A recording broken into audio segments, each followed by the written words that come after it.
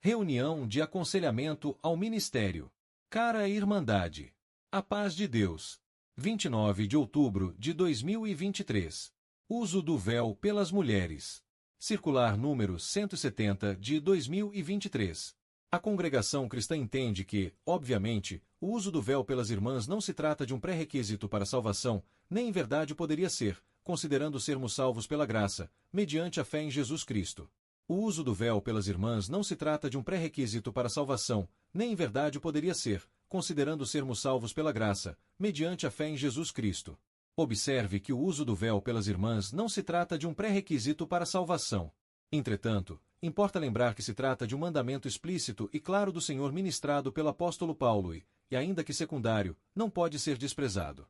Não é uma doutrina destinada exclusivamente às irmãs de Corinto que não se aplica às igrejas em outras localidades. Admitir isso implicaria em afirmar que os ensinos doutrinais das cartas paulinas são restritivos a uma região geográfica e orientadas a uma igreja local, caracterizando-se como um conselho meramente circunstancial. Ora, as instruções da Bíblia Sagrada não resultam da compreensão humana em particular, sendo uma fonte inesgotável de conhecimentos espirituais e contendo a proposta pedagógica de ensinar os homens no caminho do reino de Deus. Por essa razão, as recomendações nela contidas não podem ser tratadas como manifestações de ordem pessoal ou vistas sob um prisma histórico ou filosófico. Ratifiquem essa compreensão lendo a segunda epístola do apóstolo Paulo a Timóteo. Toda a escritura divinamente inspirada é proveitosa para ensinar, para redarguir, para corrigir, para instruir em justiça. 2 Timóteo, capítulo 3, versículo 16. Novamente, investiguem a epístola do apóstolo Pedro.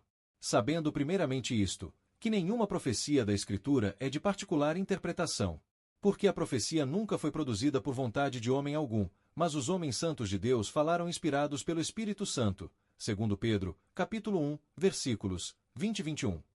A Bíblia Sagrada jamais poderá ser enxergada como um livro de relatos históricos ou um simples conjunto de livros e epístolas, redigidos, parcialmente, sem inspiração divina.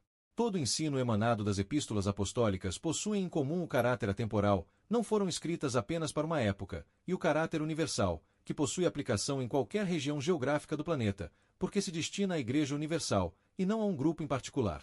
Se não fosse assim, todas elas poderiam ser prontamente descartadas, considerando-se que já se passaram quase 2000 anos de sua redação. Ademais disso, não somos nós mencionados como destinatários em nenhuma daquelas santas cartas inspiradas pelo Espírito de Deus.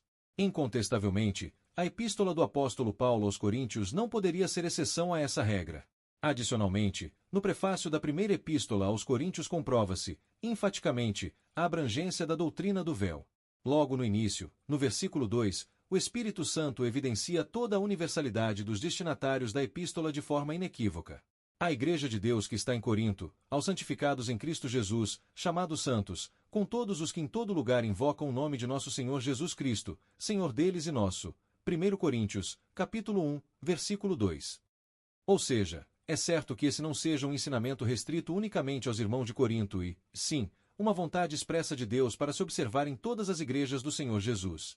Nessa mesma carta, está escrito: portanto, a mulher deve ter sobre a cabeça sinal de poderio, por causa dos anjos. 1 Coríntios, capítulo 11, versículo 10. Isto é, o apóstolo afirma que o motivo do uso do véu é referente à presença dos anjos, seres celestiais, santos, os quais trabalham em favor da igreja, e não em razão dos cultos pagãos, nem jamais das práticas pecaminosas de mulheres contaminadas que atuavam nos templos profanos na cidade de Corinto. Até mesmo porque, existia à época, numa outra cidade denominada Éfeso, um templo mais infame e famoso do que aquele existente em Corinto, consagrado à deusa pagã Diana, tida e havida como grandiosidade arquitetônica da época, classificada como uma das 7 maravilhas do mundo antigo. Diana dos Efésios era também denominada Ártemis, segundo a mitologia grega. Encontramos relato bíblico que comprova a prática idolátrica a Diana dos Efésios em Atos dos Apóstolos.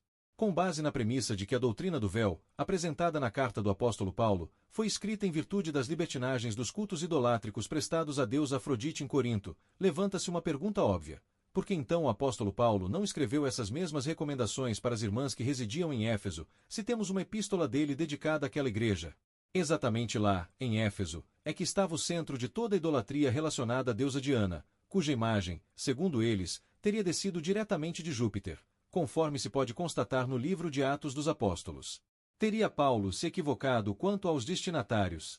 Então, o escrivão da cidade, tendo apaziguado a multidão, disse: Varões efésios, qual é o homem que não sabe que a cidade dos Efésios é a guardadora do templo da grande deusa Diana e da imagem que desceu de Júpiter? Atos, capítulo 19, versículo 35. Teria faltado cuidado do apóstolo para ensinar as irmãs de Éfeso, local mais nevrálgico de cultos pagãos? Teria se esquecido disso, quando escreveu a epístola aos Efésios, somente se atentando para esse problema quando escreveu a carta aos Coríntios? A fama de Diana dos Efésios era tão grande que atraía peregrinos de diversas localidades e os cultos ali eram carregados de farta prostituição cerimonial. Os seus adoradores viajavam a Éfeso com o intuito de tomar parte nas conhecidas orgias das festividades dedicadas àquela, que era tida como a deusa da volúpia. Ademais disso, some-se ainda o fato de Éfeso ter se tornado numa pervertida escola de ensino e prática de artes mágicas e ocultismo, doutrinando aquela gente a crer em mágicas, feitiços, amuletos, coisas semelhantes e perversas aos olhos de nosso Deus. Como se pode verificar, não é razoável o argumento do doutrinamento do véu ter sido em virtude dos rituais prostituídos dos cultos à deusa Afrodite, adorada em Corinto. Aliás, interpretação estranha como essa afrontaria o contexto desse capítulo que trata, inclusive, do sacramento da ceia do Senhor. Seria o assunto atinente ao sacramento da Santa Ceia, contido nesse mesmo capítulo, também costume circunscrito unicamente à Igreja de Corinto? Constatamos, assim, que a verdadeira razão do uso do véu está revestida de um significado especial dentro da relação da mulher com Deus. O seu significado escritural prende-se a hierarquias espirituais, conforme revelado ao apóstolo Paulo, sendo sinal de autoridade por causa dos anjos. A Escritura Sagrada nos ensina que Deus é a cabeça de Cristo, Cristo a cabeça do homem, e o homem a cabeça da mulher, como se lê. Mas quero que saibais que Cristo é a cabeça de todo varão, e o varão a cabeça da mulher, e Deus a cabeça de Cristo. 1 Coríntios, capítulo 11, versículo 3. Sendo o varão a expressa imagem e glória de Deus, ele não deve cobrir a sua cabeça, visto que, com essa atitude, ele estaria figurativamente ocultando, negando, a sua cabeça espiritual, que é Cristo. A cabeça descoberta do homem nos momentos de oração e comunhão com Deus denotam a autoridade divina outorgada a ele pelo Altíssimo, refletindo ele em si mesmo a glória de Cristo. A proibição de se cobrir a cabeça do varão pode ser compreendida, conforme se lê abaixo. O varão, pois, não deve cobrir a cabeça, porque é a imagem e glória de Deus, mas a mulher é a glória do varão. 1 Coríntios, capítulo 11, versículo 7. A mulher, por outro lado, é a glória do varão, pois ela foi criada para o homem, ainda que ambos se completem na unidade da criação divina. Sendo assim, quando a mulher for orar ou profetizar, deve se cobrir com o véu, num ato simbólico de ocultar a glória do homem, deixando manifesta exclusivamente a glória de Deus. Outro sim, com esse assentimento e postura, concorda e se ajusta aos desígnios divinos, obtendo de Deus poder e graça para orar e profetizar. Desse modo, as mulheres se cobrindo com o véu reconhecem a autoridade da palavra de Deus, se submetendo à ordenança do Altíssimo, respeitando, inclusive, a presença dos anjos, seres superiores e puros, os quais transitam entre o céu e a terra a serviço da Igreja.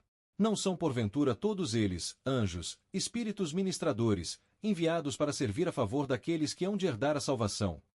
Hebreus, capítulo 1, versículo 14. A mulher, sendo a glória do varão, deve usar os cabelos crescidos porque isso lhe é honroso, como se lê, mas ter a mulher cabelo crescido lhe é honroso, porque o cabelo lhe foi dado em lugar de véu. 1 Coríntios, capítulo 11, versículo 15. Esse texto retrata o cabelo conferindo honra à mulher perante o homem, pois o cabelo lhe foi dado em lugar de véu, sendo um substituto eventual dele, como quando ela se encontrar em ambientes onde não possa usá-lo. Nessas ocasiões, ela poderá orar e se comunicar livremente com Deus, pois os seus cabelos lhe servirão como equivalente do véu. Todavia, esse substituto não se transforma em titular, visto que os cabelos crescidos das mulheres representam a glória do homem, devendo elas se lhe sujeitarem em amor recíproco no Senhor.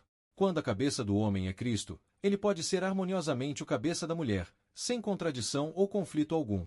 Portanto, o cabelo não é o véu. Se o véu fosse o cabelo, a mulher só estaria orando sem o véu se estivesse com a cabeça rapada. Portanto, ela possuindo cabelo, nunca estaria sem véu e nunca teria de se cobrir, pelo simples fato de estarem forçosa e permanentemente coberta com o véu dos seus cabelos.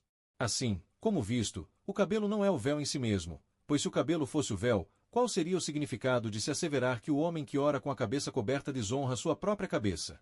Se o cabelo fosse véu, como então os varões fariam para obedecer à recomendação de não cobrirem a cabeça? Seriam todos calvos. Na primeira epístola aos Coríntios, está escrito assim: Mas toda mulher que ora ou profetiza com a cabeça descoberta, desonra sua própria cabeça, porque é como se estivesse rapada. Portanto, se a mulher não se cobre com véu, tosquie-se também. Mas, se para a mulher é coisa indecente tosquiar-se ou rapar-se, que ponha o véu. 1 Coríntios, capítulo 11, versículos 5 e 6. Ou seja, o ensino aqui presente é que a mulher que orar com a cabeça descoberta desonrará a sua própria cabeça, isto é, perderá o sinal de poderio que lhe confere o uso do véu. Quanto ao significado do verso. Mas, se alguém quiser ser contencioso, nós não temos tal costume, nem as igrejas de Deus. 1 Coríntios, capítulo 11, versículo 16. Nesse versículo Paulo declara que os dissidentes quanto ao ensino das irmãs usarem o véu deveriam saber que a Igreja de Cristo não tinha o costume de ser contenciosa, contestadora de suas instruções apostólicas. O apóstolo discorreu sobre essa matéria orientado pelo Espírito Santo, pela luz da ciência abundante que lhe foi outorgada para o exercício de seu apostolado em defesa do Evangelho de Cristo. Paulo foi constituído como doutor nas Escrituras, pelo dom de Deus e pelas revelações recebidas de nosso Senhor Jesus Cristo. Por isso mesmo, tinha esclarecimento suficiente para clarear os ensinamentos, os quais expunha, para serem obedecidos, e não para serem discutidos. Vossos irmãos em Cristo. Conselho da Presidência dos Anciães mais antigos do Brasil.